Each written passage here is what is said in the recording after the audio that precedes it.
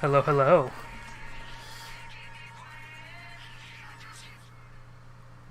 Woo, woo, woo.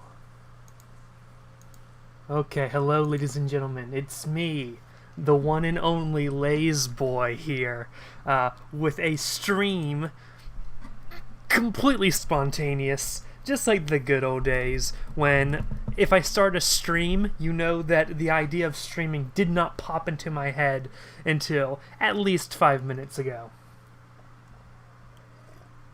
But I thought, hey, let's do some streaming. I don't know if this is a good time to stream because I live in Japan and most of my audience is in America. From what I can tell, it's probably an ungodly hour for you guys. It's 8 o'clock. Ooh, that's a shame. It's not... Oh, it's actually 10 p.m.? What time is it? It's almost 10 p.m. over here. Now, here's a fun little thing. I can't see. You know, I'm wearing these at night, first of all, but also I need my glasses to see the screen, so we're going to switch over to here. It's a weekday. It's basically, this is the most inopportune time for me to stream, but here I am. I'm in London, it's 2 a.m. here. Oh man, good thing British people don't actually exist, or else I'd be feeling bad for you.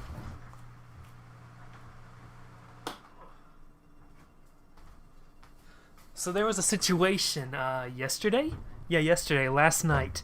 I was just sitting here, I was chilling on my computer, just doing whatever, and I'm like, this is fun, this is cool. And I just gaze into my kitchen, which is right beside me. I'm just looking there, I'm like, you know, today's been a pretty nice day. And then, like, out of the corner, just walks out, like, you know, just casually strolls over, is like a kitten-sized cockroach. And I'm looking at it, and it just casually strolled down into my line of sight, and I'm looking at it. I immediately yell a word that I am not going to repeat. And then it kind of looks at me, takes a few steps doing a zigzag, and then just turns around and leaves. And then I'm spooked for the entire night. Like, oh boy, that was a kitten-sized cockroach. I know when I say the word kitten, we think, oh, kittens are small. Are kittens... Is kitten size a small size? It depends. For a cat, yes. For a cockroach, no. So, that was there, and I've just been on edge ever since. It kind of walked away. Like, it walked off screen. Like, it came in, did that little, like, what's sitcom, like, laugh track, like, hey, it's that character everyone loves, kitten-sized cockroach, and then it left. So hopefully it's gone. I did a research on what type of cockroach it is. Theoretically, that type of cockroach isn't supposed to be indoors. Like, it's not an indoors thing, and, like, it does not feel comfortable indoors. So hopefully it, like, took a wrong turn, ended up in here by accident. I was like, oh, sorry about that, let me leave, this is not for me. So hopefully that's hopefully that's how that's going. Okay, we have a very lively chat today, which is something I was not expecting, to be honest. I need to shave. So let's take a look at this chat. This is like the most alive chat has been in 5 years. Robert Larson's in the chat. Hello, Robert Larson. Omari the Boss 345. Hello. Mike Thomo. Hi, quick question. What are your thoughts on the Portal franchise? My thoughts on the Portal franchise is that I bought both of the games because they were like nearly free on a Steam sale. And I'm like, hey, these are classic games. They're almost for free. Let's buy it. Here's the thing. I have terrible motion sickness. And, I can't, for most games, especially first-person games, I can only probably do around 15 minutes of gameplay before I have to stop for, like, a multi-hour break, or else I'm going to feel sick the whole day. Now, there are games like Skyrim where you get to switch perspective, So I love Skyrim because I can get that first person experience, but then go out into third person when I start to feel sick. Now, the Portal games are very sickening, very hard for me to sit through and play because I end up feeling like I want to vomit within 10 minutes of playing it. Because it's a first-person game, but it's also a, ooh, wonky, everything's tipsy-turvy, topsy-wopsy, what's the word, upside down? And, that's not cool. I'd probably love it if I had a stronger stomach. I have nothing better to do tonight, says Armada24. Alright. Oh, Lord, kitten size? Kitten size. I looked at it. You know how, like, they have, like, those antenna things, and, like, when you look at a cockroach, you can kind of see the antenna are moving. This one was so big, I was sitting over here, it was several feet away from me, and I could clearly see the antenna just slowly moving up and down. It was a nightmare. What's your thoughts on the new War for Cybertron Siege trailer? I did watch it.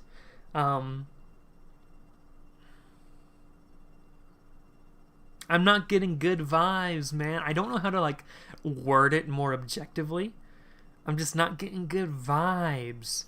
I'm getting a whole lot of, this is probably something we've seen before vibes. I'm getting a lot of, the moment I saw the Ark come out, I was like, oh no, I don't care about the Ark anymore. We've seen the Ark so many times. The War for Cybertron video game is about the most definitive... Well, War for Cybertron, Fall of Cybertron, those games are probably about the best story you can get. It's not even the best story, it's that they were good stories. And sure, you could do a story that's better, but nobody's clamoring for a story that's better when we have a serviceable story covering that sort of time period. So... how do I say this? I'm not getting good vibes, especially seeing the Ark, because I'm like, oh no. I wouldn't be surprised if it ends on the Ark launches and the Decepticons follow. Or the Ark launches and the Decepticons follow and there's a fight on the Ark. And there's going to be a cliffhanger of like, ooh, did they land on Earth? Or ooh, the Decepticons are chasing them. Or ooh, they get lost in another space bridge. Ooh, you never seen this happen before. And tune in for the next series. I do not have high hopes.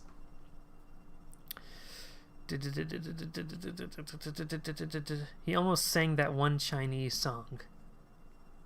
Who? Have you heard Shockwave's voice? I actually like Shockwave's voice in that trailer. So do you think of the new Transformers Netflix series? Well, I think that's what we were just talking about. And I can't say what I think of it. I can only say what I think from the trailers. And I do not have high hopes for the trailers. Did you know that Half-Life and Portal were in the same universe? I know this. You're not alone with the motion sickness. I upchucked a lot just watching Portal. It's pronounced Torno. Oh, but it's cool, dude. I think it's pronounced however I want to pronounce it. Don't you know that I am the arbiter of pronunciation? I decide who lives and who dies. I'm sorry. You know, this is just how it's going to be. This is how it's going to be from this point on. I'm going to be like, hey, this person dies. Don't like the cut of their jib. I can't objectively word it any better, but I'm not getting any good vibes. Imagine if I decided who lived and who died with the same level of clarity as that description of my feelings towards the War for Cybertron trailer. Yeah, the Ark story is too repetitive, lol. Yeah, I see the Ark come up, and it's a trailer. This is the trailer. This is when you're supposed to get people pumped. It's like, the Ark. We're going to see the Ark launch. You've never seen that happen before.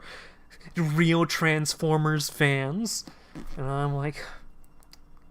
this is the same cliffhanger the War for Cybertron video game ended on. And the whole plot point of Fall of Cybertron. And,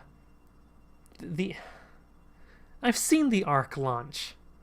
The Ark launch...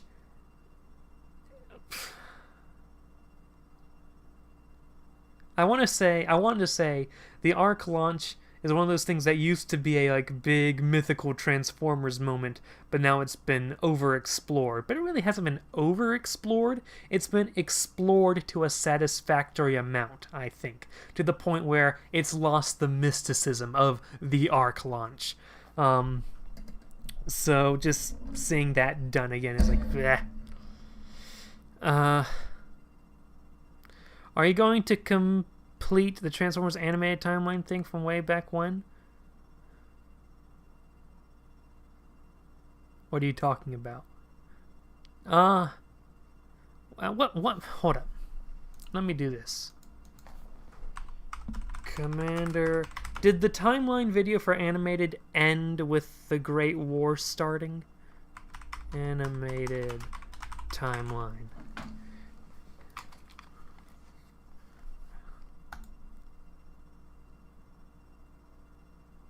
Well, this is from the Primus Prime 22 days.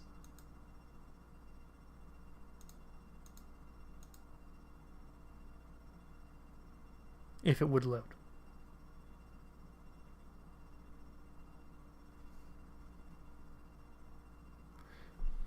Subrickin', oh, my desktop audio is low. You guys, I said that I would cover, that the war should be covered in its own thing. Here's the thing, I don't want to have to go through every single piece of animated fiction to piece together a complete timeline. What I could do, the best base timeline for the Great War is the board game that's inside the Allspark Almanac. What I could do is just go through that.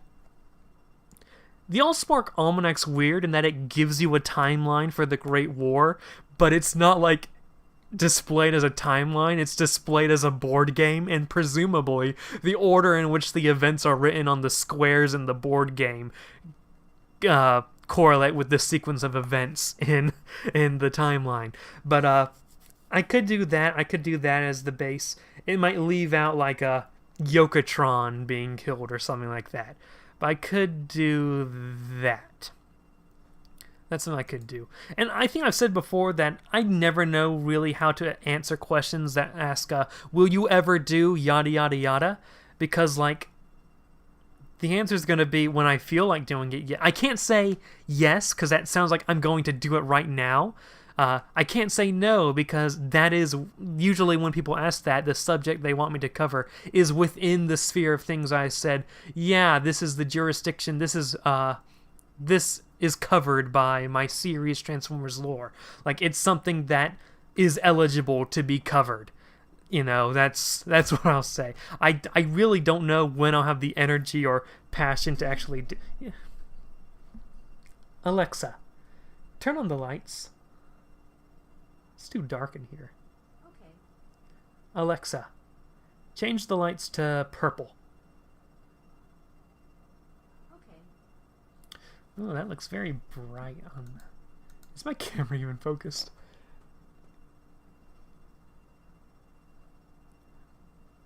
Hello? You focused? I'm certainly not focused. I went from one tangent to the other. Okay.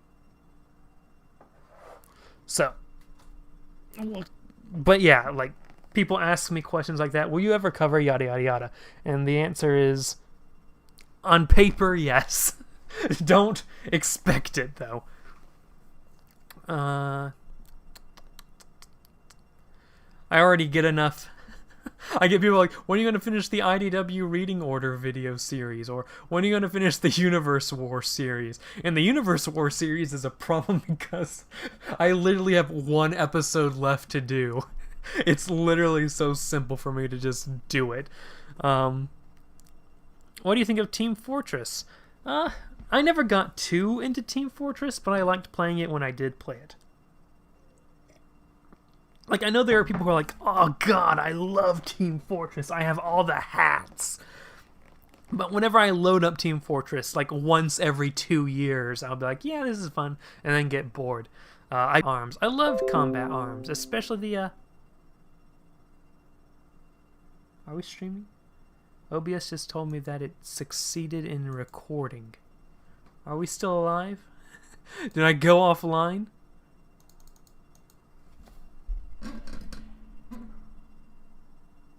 Am I still here?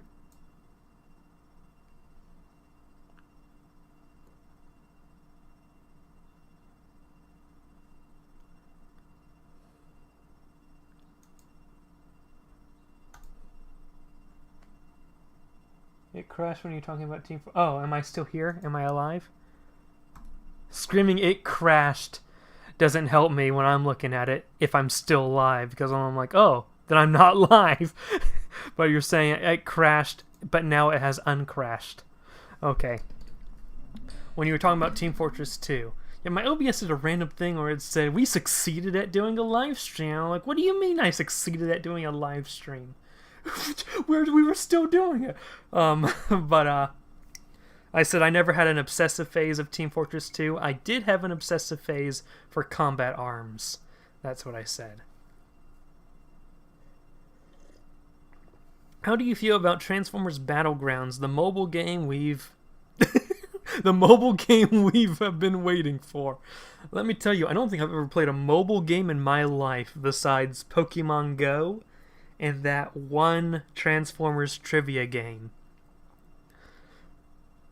You know how many games are on this thing? 0. No, Pokemon Go's on here. 1, I should say. 1. Yeah, I only have one game, and it's Pokemon... Oh, I do have a DS emulator on here. Pokemon Go. Yeah, that's literally it. That's the only game I have on here. I don't like mobile games. They're not my thing. Usually because they're flooded to the brim of microtransactions. And if there's one thing I hate, it's spending money. I hope Certain Infinity do a better job with their Transformers game. Psych, it's a PlayStation game. I think I would have heard of Transformers Battlegrounds if it was a PlayStation game.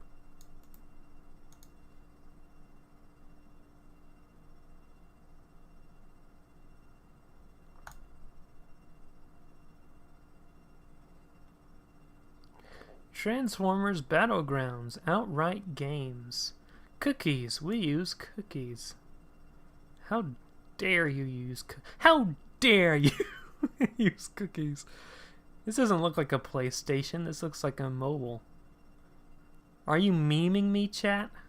Am I getting memed here? Am I Puff the Magic Memer? Lives by the memes?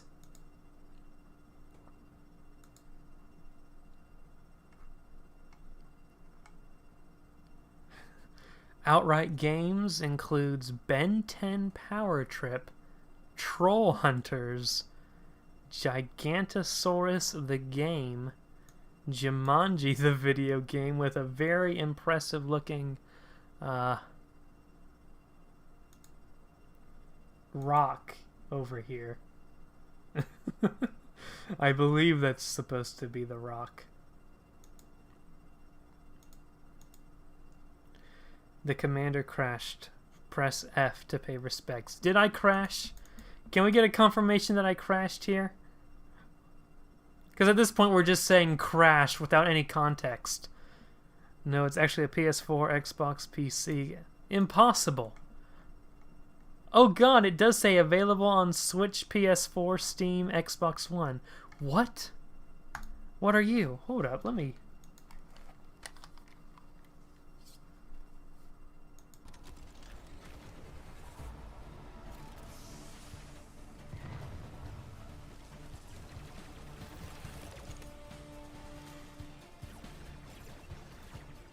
I have to watch at 140p, by the way, or else my stream will freeze.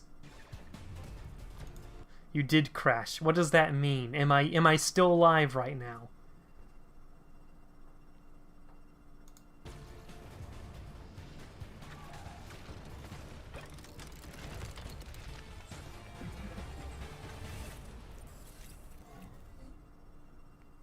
Oh.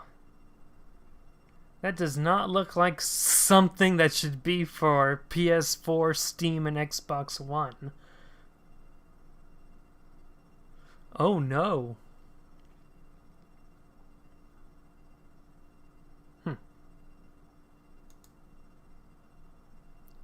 Am I live?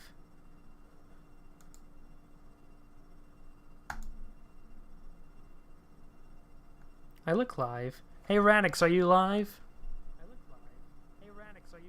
Oh, thanks for confirming it with me. Chat's very vague. Okay.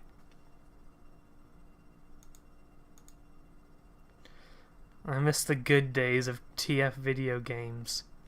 What good days? War for Cybertron and Fall of Cybertron? I'm not so sure that's necessarily... I don't think that can be categorized as days. That's categorized as 2 games. I guess Dark of the Moon was good? I never played Dark of the Moon. You're alive, but there's those sudden buffers. Huh. I'm not entirely sure what sudden buffers means, but... that's better than... that information's better than no information. By the way, I don't know if you guys know, but I was banned off of... oh, let me make sure nothing's weird here. Okay. I don't know if you guys know, but I was banned off of Twitter again.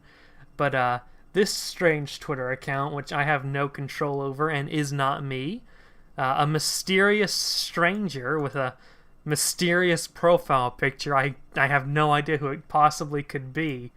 But at Primus Prime 222. I wonder who that is. Mysteries upon mysteries, lies upon lies. War for Cybertron, Dark of the Moon, and Fall of Cybertron were the good days. That's 3 games. I don't think you can say days. Maybe in the objective sense of literally, like, you can count the days, but War for Cybertron release date. I'm gonna Google this and it's gonna show me the Netflix series. Okay, 2010 Fall of Cybertron release date. June 2010, August 2012. So that's literally 2 years.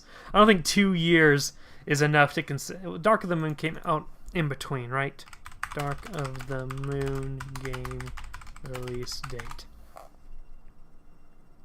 Yeah, 2 years, if you consider 2 years a good old days. 2 years is like a flash in the pan.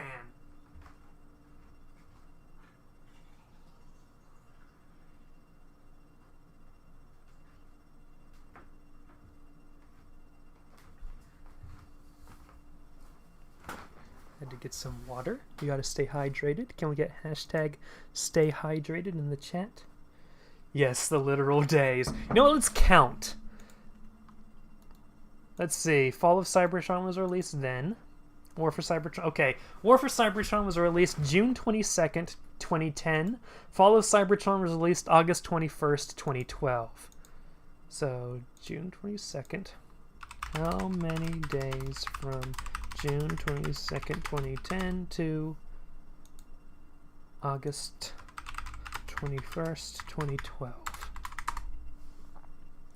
791 days. The good old days of 791 days. You can literally count the days. 791.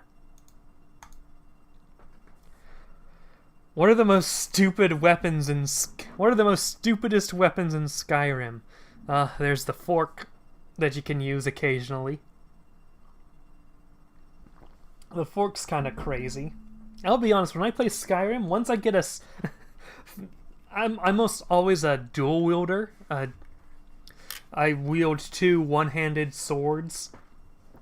So first stage of the game, I'm dual wielding iron swords. Very swiftly get to steel swords. And then eventually, as I build up, I'll have Dawnbreaker in one hand and maybe another steel sword in the other. But I pretty much exclusively use those. I don't like the double-handed weapons because they're so slow. I can do some archery. Archery is fine, but axes, warhammers, that ain't me, bro. That ain't me. Although if I have a mod, there are some mods that add weapons, and sometimes there's like bow staffs, and I use bow staffs IRL, so I'm like, oh, it's a bow staff. I'm gonna use it in Skyrim.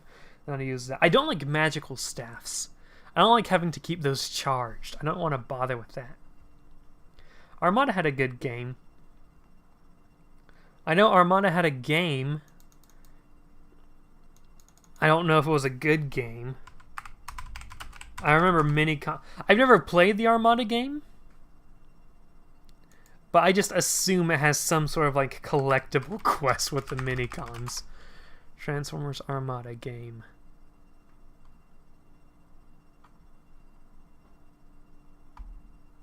Oh no, it could be better than I think.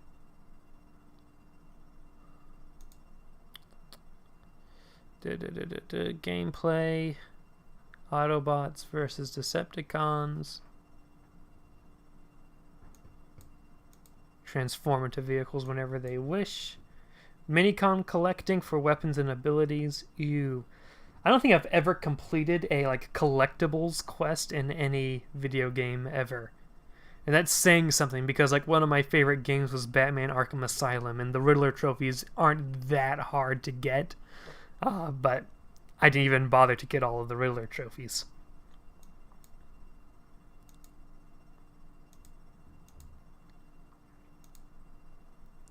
If you could do a Transformers game, how would it be? Watch Diamond's Armada gameplay. I don't think I will. If you could do a Transformers game, how would it be? Well, I'm not a game designer.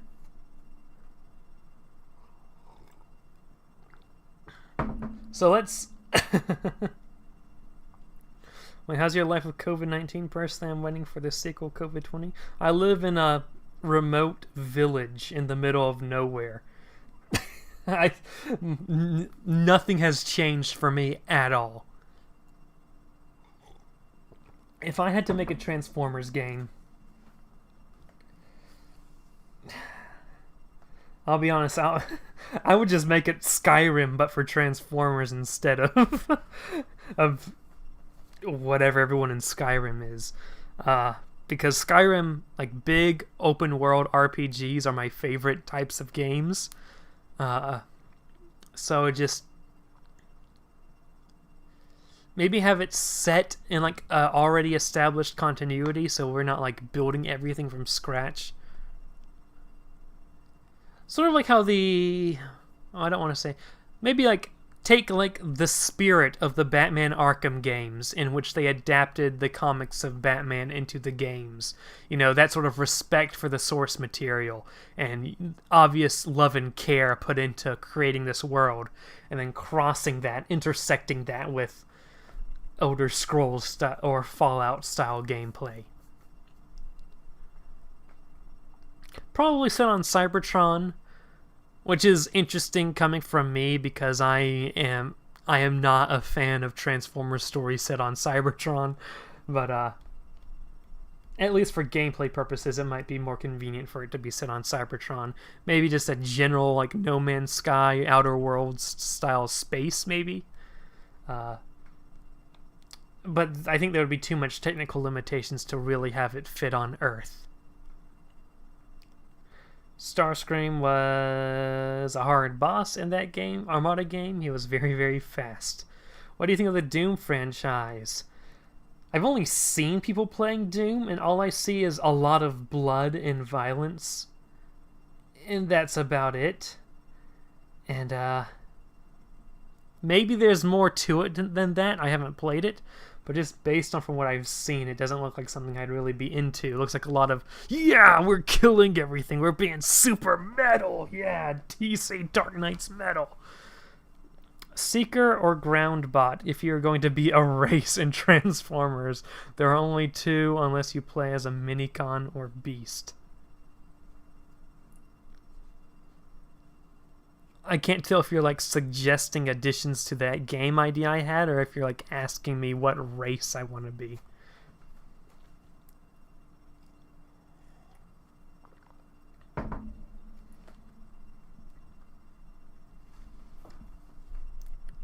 I mean, you described Doom in just a full sentence. Still fun though.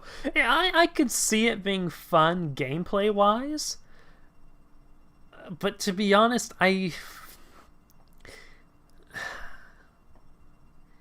if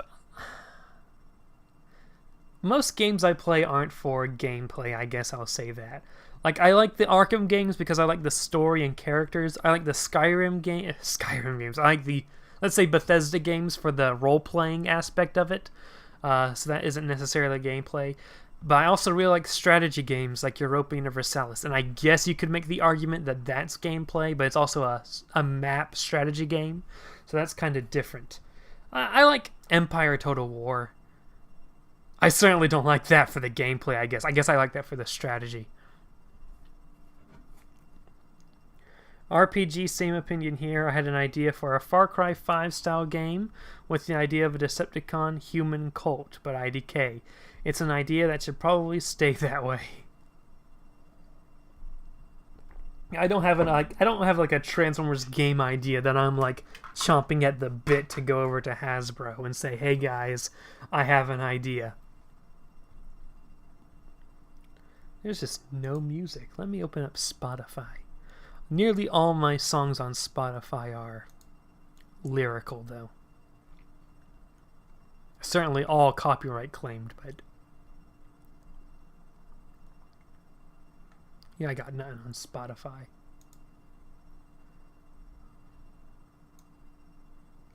I've noticed that like there's like, oh, free background lo-fi music playlists on YouTube or live streams on YouTube will just straight up have copyrighted songs like interspliced in there. So those aren't even really copyright free. Not that it really matters if I don't care about getting the money from this stream or not. I care about YouTube's new feature where if you use too much copyrighted stuff, it just takes down the stream while live, and that's annoying. Doom Story may seem one note at first, but if you look deeper into it, it's pretty freaking dark. Yeah, I have a feeling that Doom is one of those things where if you look into the lore, it's more interesting. But I think I'm much more in favor of lore supplementing already present story that's intriguing on its own right, as opposed to something that might seem one note, but you have to look into the lore to get. I know I'm the lore guy for Transformers, who does all this deep diving into lore, but if it wasn't for good stories to begin with, then I wouldn't have an interest in the lore at all. You know what I'm saying? You know how it be, you know how it do? It's like when you're writing. I see too many writers focus on, oh, I'm going to build up a very realistic and in-depth world. And by realistic, I mean like follow the world follows its own rules. Like I don't mean like, oh, we don't have magic. I mean like we have magic and this is what magic existing in the world does, and here are the consequences of that and how it's different from our world. People focus on that so much, and then they're like, oh, write an actual story. No, I don't think I will. What Decepticon origin do you like? The G1 cartoon one or the IDW? And what do you think makes more sense? Well, the Decepticon one is... the G1 cartoon one is literally a...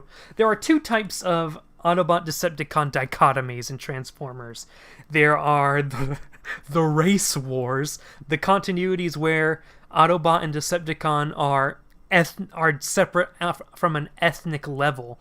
So, like the G1 cartoon, the G1 comic, the Marvel comic, the Unicron trilogy, those are all where the Autobots and Decepticons are just straight up ethnically separate groups. And then you have the Autobot Decepticons are just factions of a single race. That's where you have your IDW continuity. That's where you have your movie continuity, stuff like that. I think both have their... Here's the thing. I like both, but I want both to actually explore. So for the faction side, for Autobots and Decepticons are just ideologies that separates already one race. That gets explored a lot. We know the difference between the ideologies and stuff. The race war aspect of the other camp doesn't get fleshed out that much, and when it does, you almost have to like already know between the lines beforehand to understand why. Like, because like very rarely you'll get a character that in that sphere of Transformers is like, I'm an ethnic yada yada, but I'm sympathizing more with this different race. There's a whole lot of stuff that can be explored in that camp of stories, and that in those different continuities that almost is never explored. But I think if they took the time, so I like the faction style better than the ethnicity race war style, only because the faction style has been explored more, and very little has been. They'll just throw in a casual line about how they're ethnically distinct from each other, but never actually explore the ramifications of such a scenario. If they explored that a bit more, I would probably like the... I hate that I'm calling it a race war, but I would probably like the race war aspect better if they bothered to explore it more. Put on Jack's Films royalty-free Christmas songs. Transformers' version of Doom is just replacing the demons with scraplets. Yeah, or Terra. I'm thinking of... This shows my generation. I think of Energon Terracons.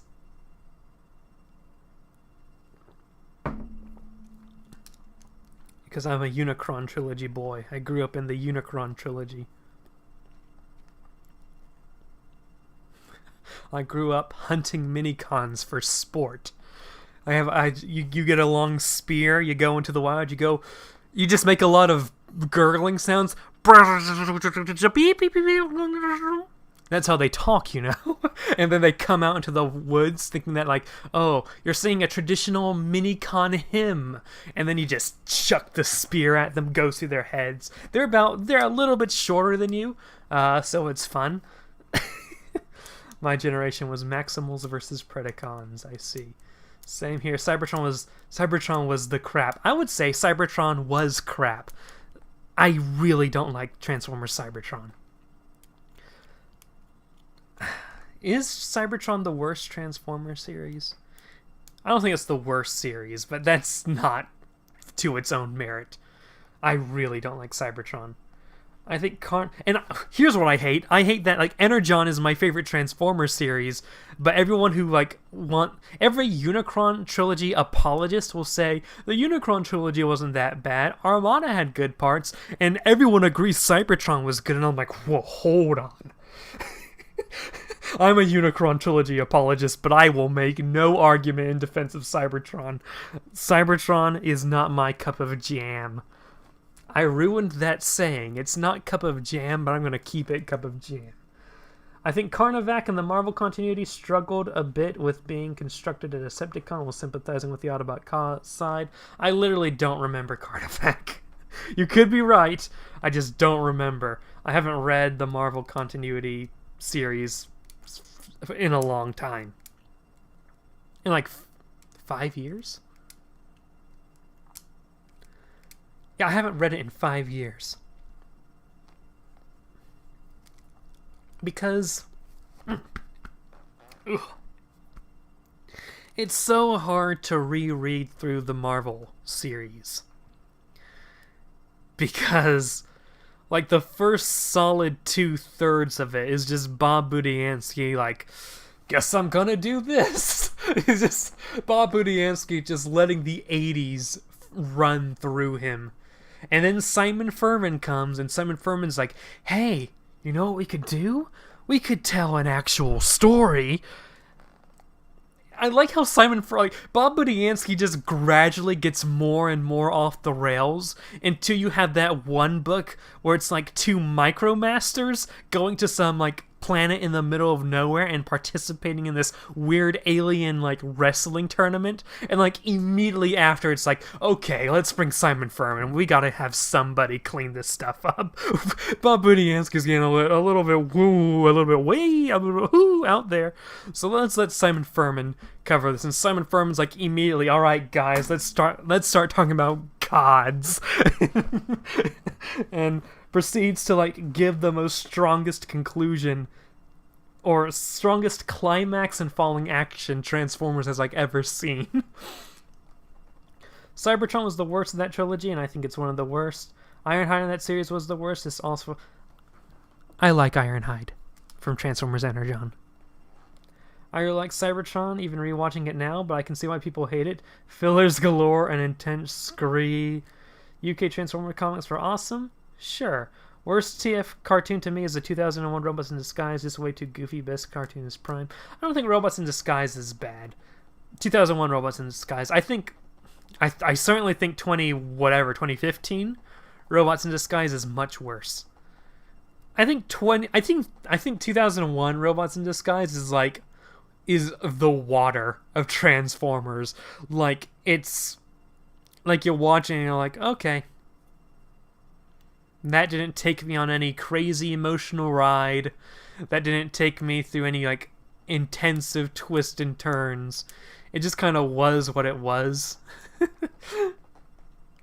Which is worse, Cybertron or RID 2015? RID 2015. In fact, I think I said that already. RID 2015 is bad. RID 2015 RID, wasted potential. Wasted potential.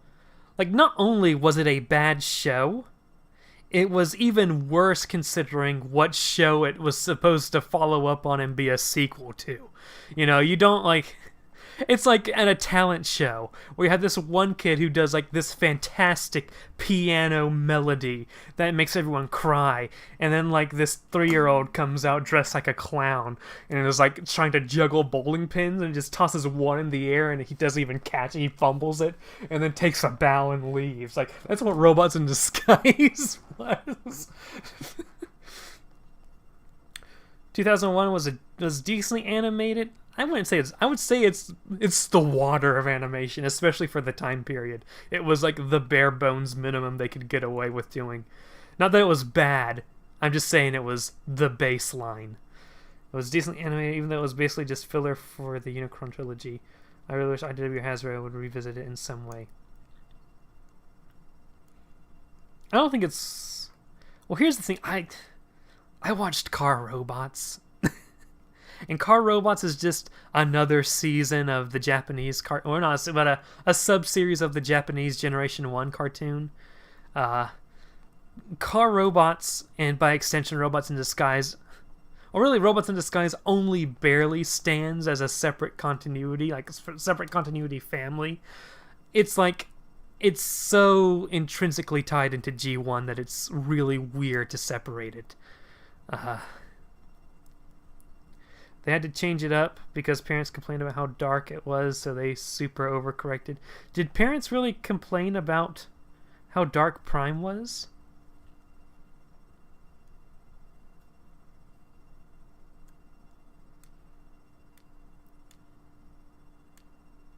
Are we talking about Prime here?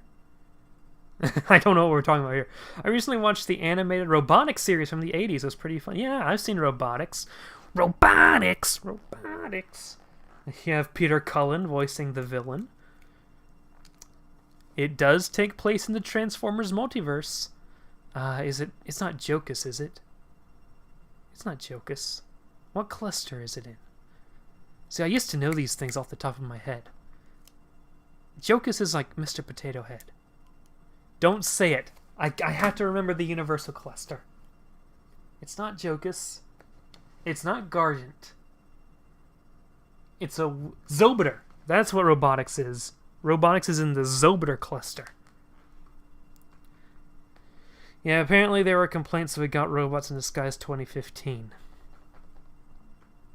It's amazing how, like, I was watching the conclusion to Clone Wars recently, and I'm watching Clone Wars, and I'm like, this isn't like just a good cartoon or a good children's show. This is a good show, period. Like, this is Clone Wars is, besides like some weird filler arcs, is a masterpiece. And I'm looking at Clone Wars and I'm like, oh, this is beautiful. And I'm like, Transformers Prime. Transformers Prime was great, beautifully animated, great story. But it's amazing how much Clone Wars gives me hope for cartoon series in America, even for cartoon series aimed at children in America. Because as good as Prime was, Clone Wars is like leagues upon leagues higher in quality. And it's like, we need to have Clone Wars needs to become the gold standard for cartoon shows. Clone Wars,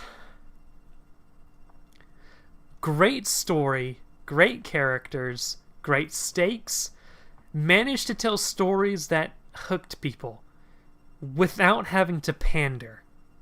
And this is important because I think a lot of series go out to do what Clone Wars did. And Clone Wars was really popular in the fandom. People really talked about it on social media. And then everyone else is like, let's make a show that everyone talks about on social media. And then creates something like I'm thinking Steven Universe here, but Steven Universe is a bit better than what I'm thinking of. But just things that pander to like the certain vocal communities on social media. And then it's just like, and then like the traditional fans of the franchise is like, this is bad actually. And then everyone on Twitter is like, this is great, and if you don't like it, you're insert any insult word here. Children's show. Yeah, sure, stabbing someone in the eye with a freaking laser sword is child friendly. Is it not? It would be cool if we get a Transformers series that focuses on the multiverse like the canceled Transformers Supercross. I'm hesitant for that. Because here's the deal. If we have someone talk about the multiverse, it needs to be a show that actually knows Transformers lore.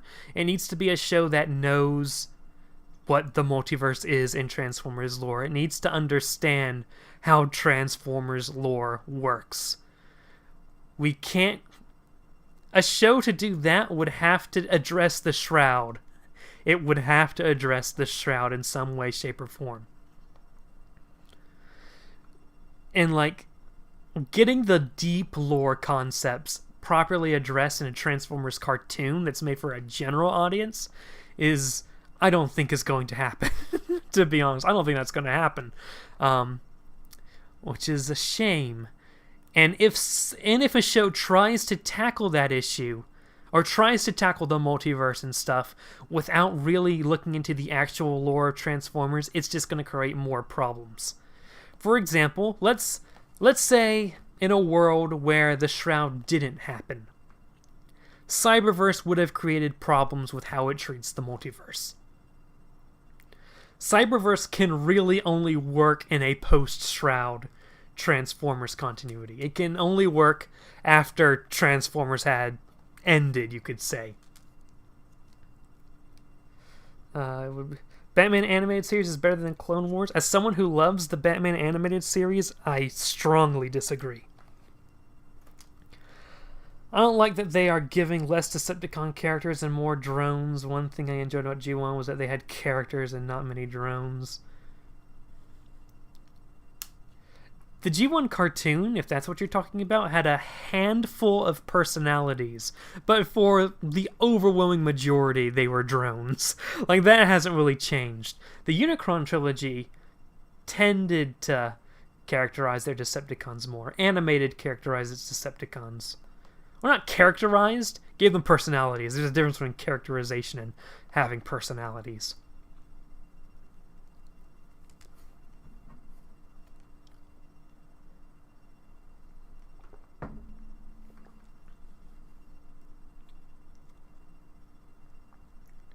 Any predictions for the new Netflix trilogy? It will be bad. That's my prediction.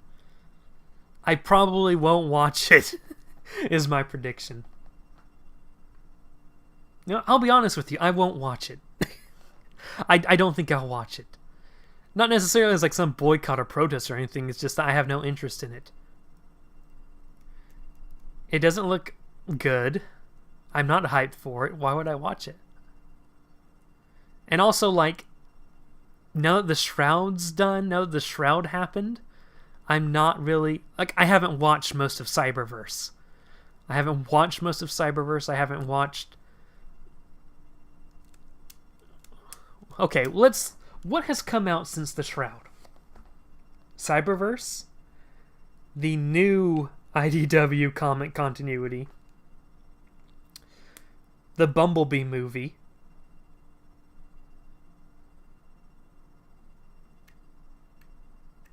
And this is stuff that's completely separated from the pre-Shroud stuff. So like continuations of stuff don't really count, like the IDW 1 universe, the tail end of Robots in Disguise. That's still loosely tied into Last Night. That's still loosely tied into the pre-Shroud stuff, but complete post-Shroud, completely separate from anything with any connection to the previous, to before the Shroud. We have IDW 2, Cyberverse, Bumblebee.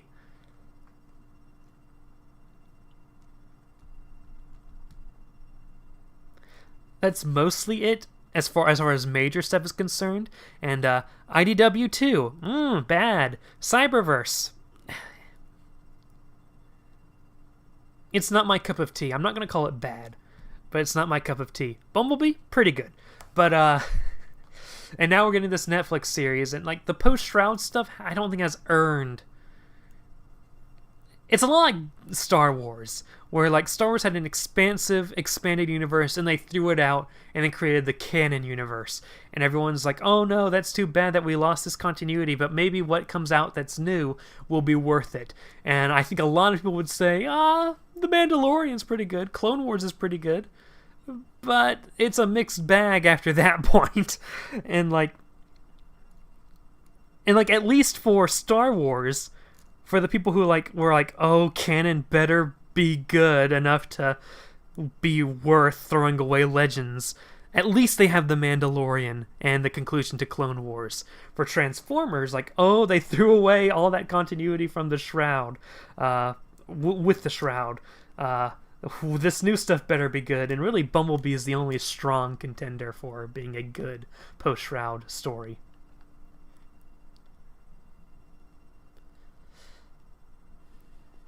Why will it be bad?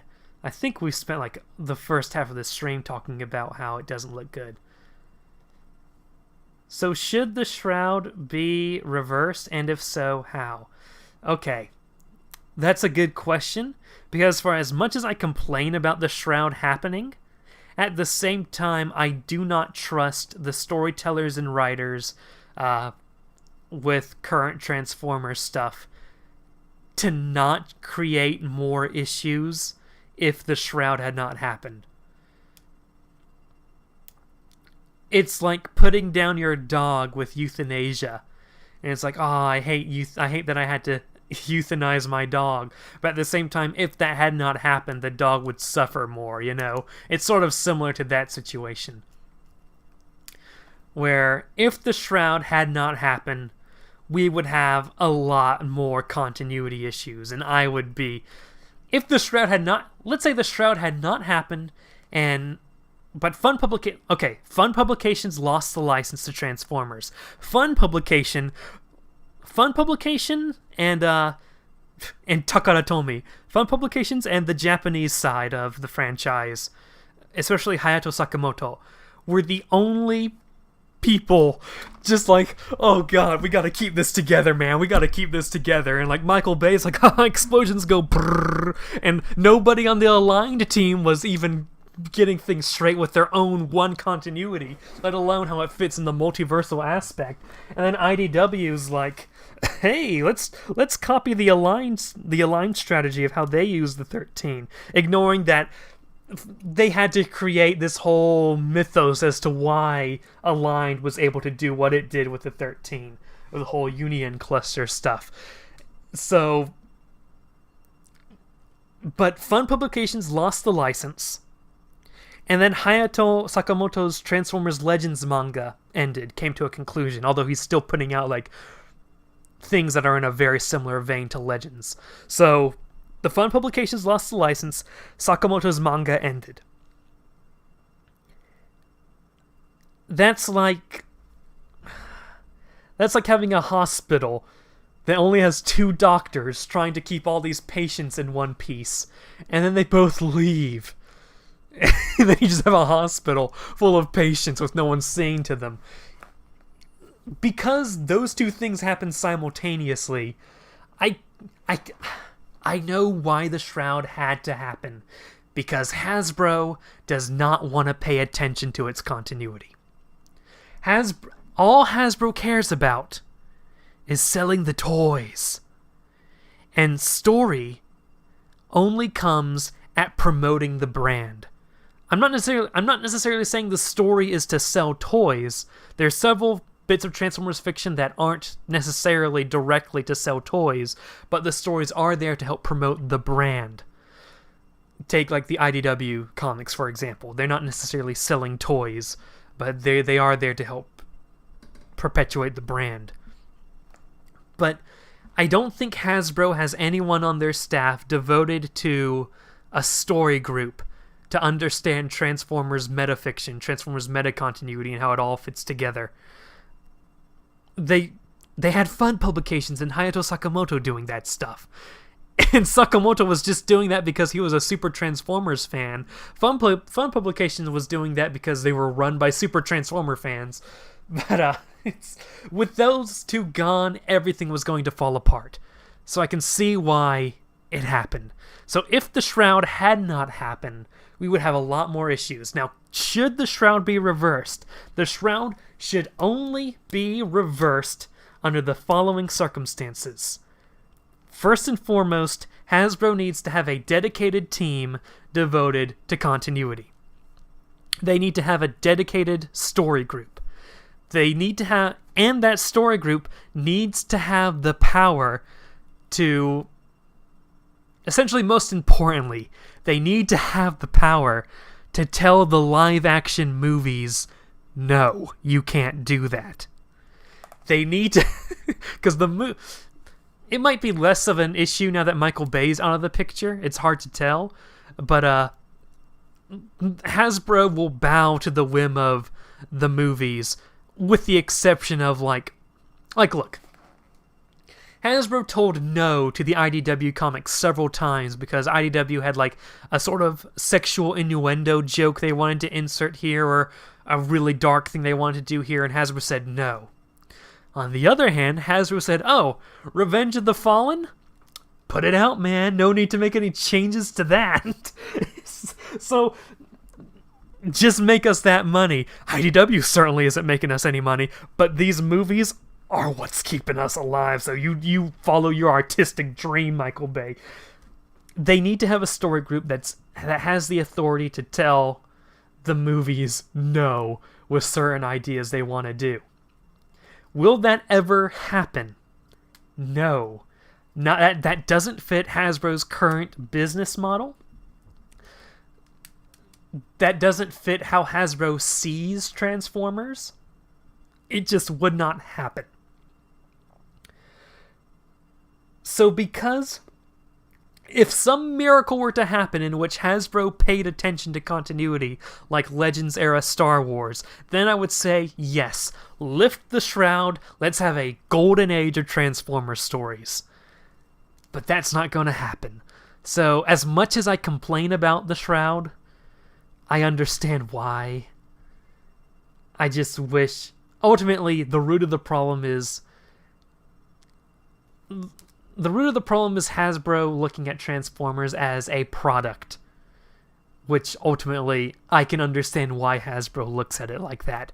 So it's really hard to be particularly angry, but I'm just like particularly angry at one event or one group or one person.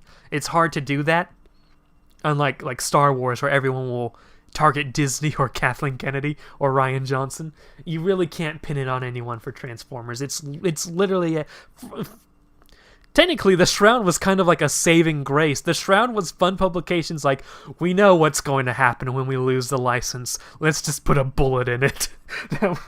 But, yeah, I understand why it happened.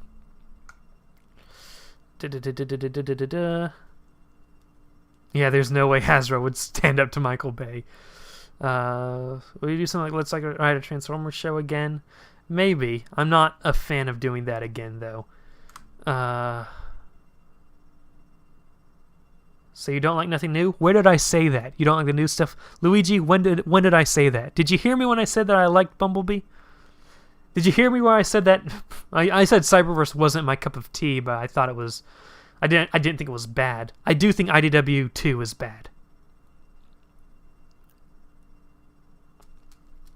Ignoring continuity / consistency issues, I really enjoyed Cyberverse / Bumblebee Adventure series. It's bad Disney Star Wars. Wait, didn't the Shroud end already like 2 years ago? When did it actually end? The Shroud technically ended in October of 2015. They'll do what they always do when they're stuck. They would throw a world-ending event and then poorly resolve it in a manner that no one likes to spend the next week trying to fix it. We're doing a world-ending event. I don't know what you're talking about here. If you're talking about pre-Shroud Transformers, pre-Shroud Transformers had like... Pre-Shroud Transformers had the Universe War and then the Unicron Trilogy. I mean, the Unicron Singularity Crisis. I love how I just said that the Unicron Trilogy was a world-ending event. The Unicron Singularity Crisis and the Universe War. And then, of course, the invasion that led to the Shroud. But the pre-Shroud didn't do that. Blame Starscream, embrace your inner... Okay, let's go on a little longer. Which Decepticon is most qualified to be leader? Probably Megatron. The Shroud is basically as confusing as Crisis on Infinite Earths. I disagree. Well, first off, I don't think the Shroud is confusing, and I don't think Crisis on Infinite Earths is confusing. I don't know. The sentence you just said is something that I wouldn't even think to say. Shroud's major... I don't know if it's a saving grace for the Shroud or the main weakness of the Shroud, but the Shroud never really clarified the relationship of stories that originated pre-Shroud then continued post-Shroud. But it did... For example, The Last Knight. It is part of a pre-Shroud continuity. So that lore of the 13, especially the Fallen, that real like early lore stuff with multiversal singularities applies.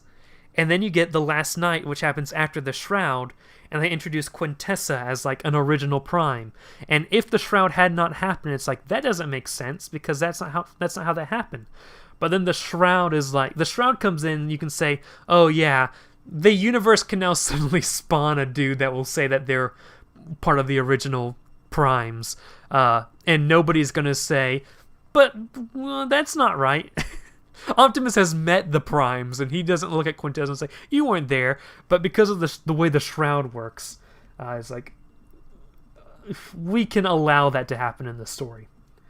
I don't know if that's necessarily a confusing element of the Shroud or a thank God the Shroud's there or else that would cause a lot more problem. That would just be unexplained.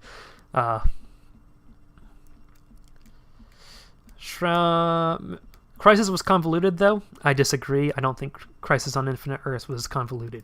Crisis on Infinite Earths was very straightforward. Megatron Optimus Prime's backstory in the movie tie-in comics are very similar to Leader 1 Cycle's origin. Is IDW2 a prequel to Siege, or is it like a split continuity thing where the current comics are an origin for the Siege and IDW2? I'm generally confused with the... IDW2 is its own continuity. I don't know what Siege is.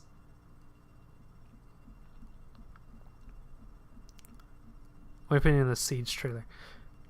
Oh, is that the War for Cybertron cartoon? Okay, if that's what you're talking about when you're talking about Siege, IDW2 has nothing to do with the Netflix series. What is your opinion on the Siege trailer? It's crap. Now, obviously, I've explained more in detail in this stream, but I don't feel like repeating myself. So I'll just say it's crap. That's not how I actually feel, but that gives you an idea.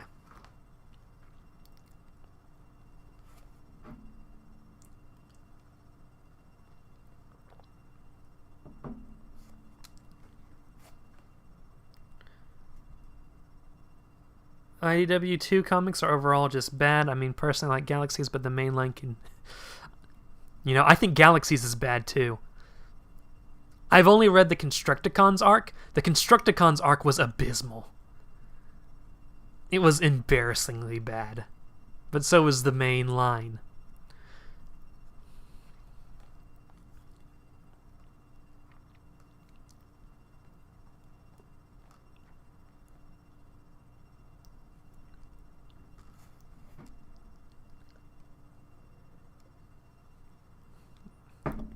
Megatron. Megatron.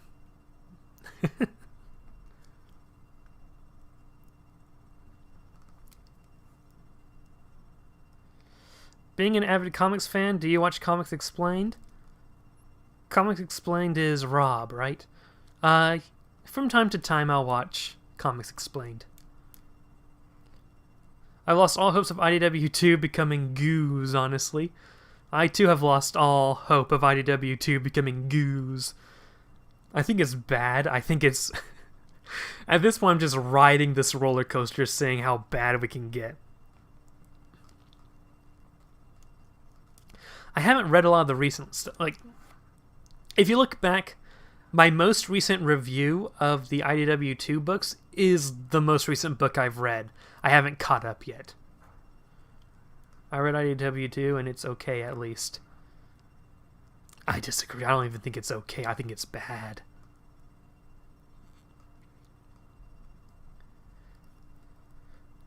Rob, I really like Rob. I think I should make more videos sort of inspired by his style, by his off-the-cuff lore discussions. Who would be your pick for the leader of each faction in a peacetime after the war context? Well, that sort of depends on the status quo after the war. Are the Decepticons annihilated, in which case I can't pick a Decepticon leader? Are the Decepticons incorporated into the Autobots like they were at the beginning of Energon? In which case there wouldn't be a Decepticon leader. The Decepticons would exist, but they would be a subset of the Autobots. It really depends on the status quo.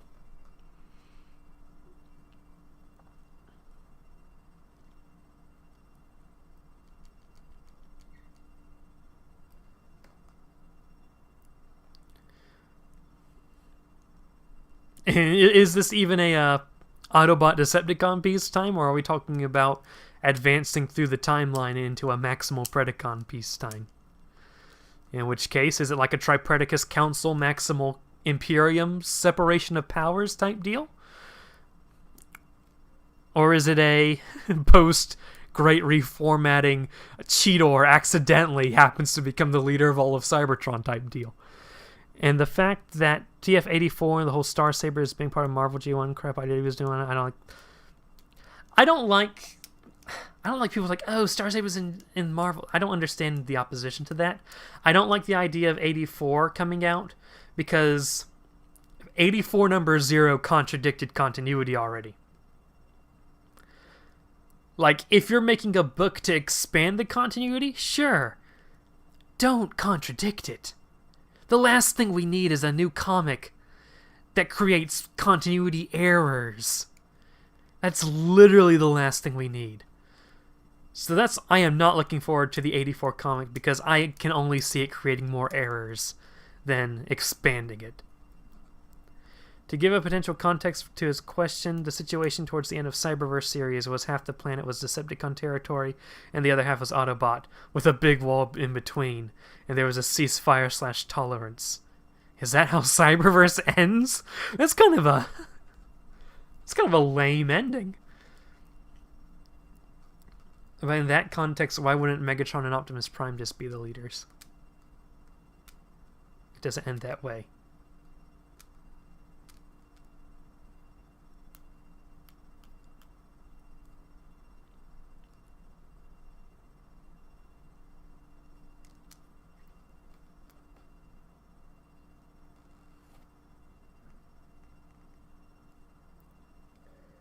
I look like I'm drinking because I want to be casual, because I don't like silence being in front of a camera, but there's no water in this. You should actually watch it. You can binge it on Daily Motion. I don't like Cyberverse. I have watched it.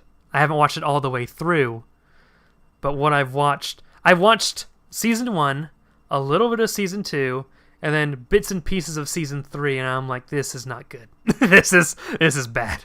Well, I wouldn't say bad, but you know.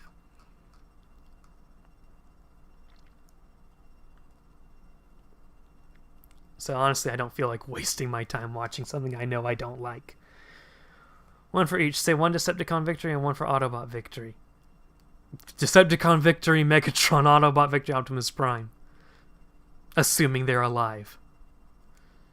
Same here, dude. I ain't going to read 84, mainly because I know it's going to suck on the cow that is Marvel G1 till it's dry and try to implement contradicting crap into that cow.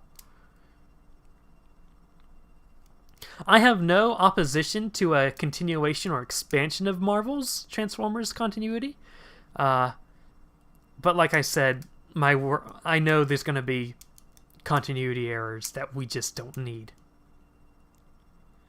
If we had someone in charge who like paid attention to which is weird because it's Simon Furman, who is like the godfather of the Marvel continuity, but so much has been added to the Marvel continuity that I think he just ignores, and it's like, oh no, Simon Furman, please don't rip this apart.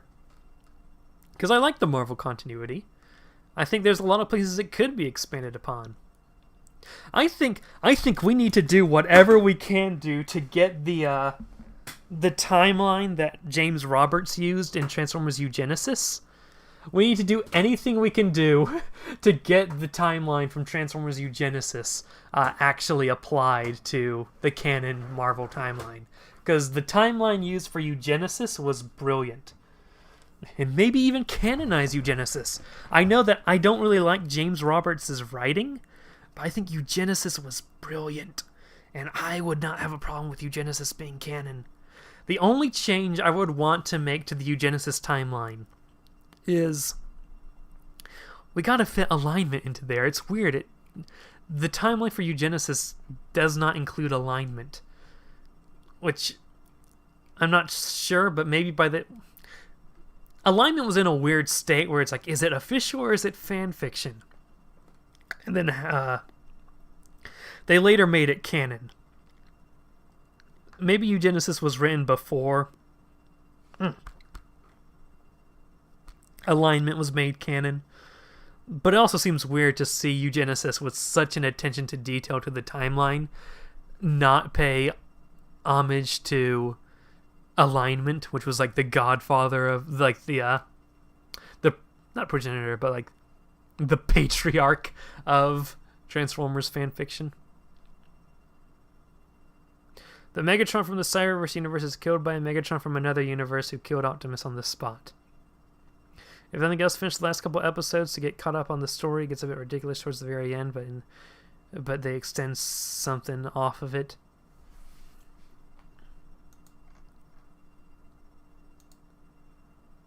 I might have watched the end. Hold up.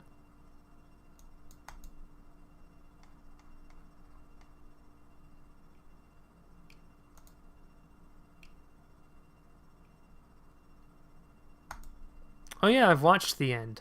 The other one, Silent Strike. Yeah, I've watched those. Not impressed.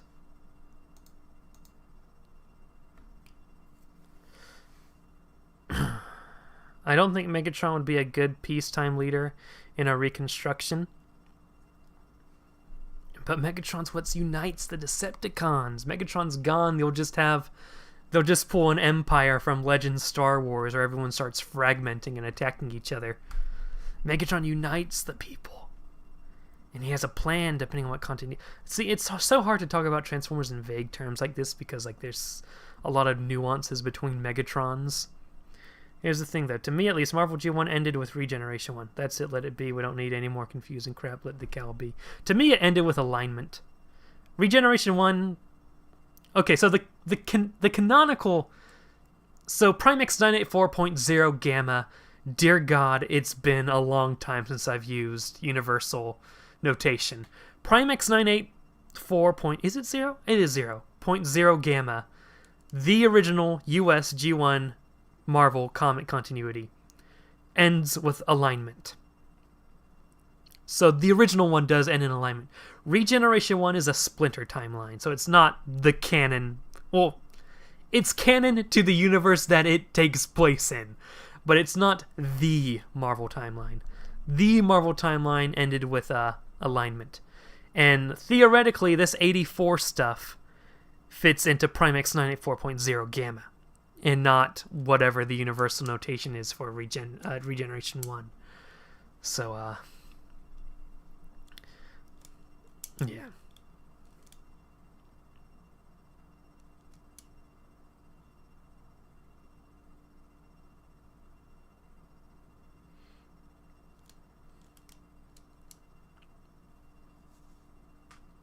And then you have the Classics verse until the Shattered Glass universe blew up that universe.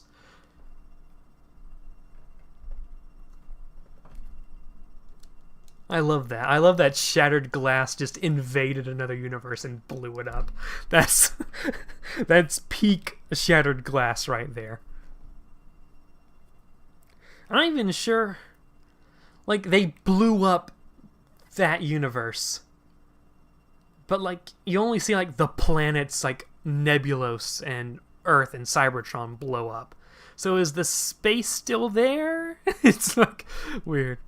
Regeneration was a big what if scenario. Yeah, Regeneration 1 was, if you think of what if as a branching timeline, yes. But, like, it is a continuity that exists in the multiverse. I would love a series with Legion Maximo as the final boss villain. So, the G1 Marvel comic continuity with alignment.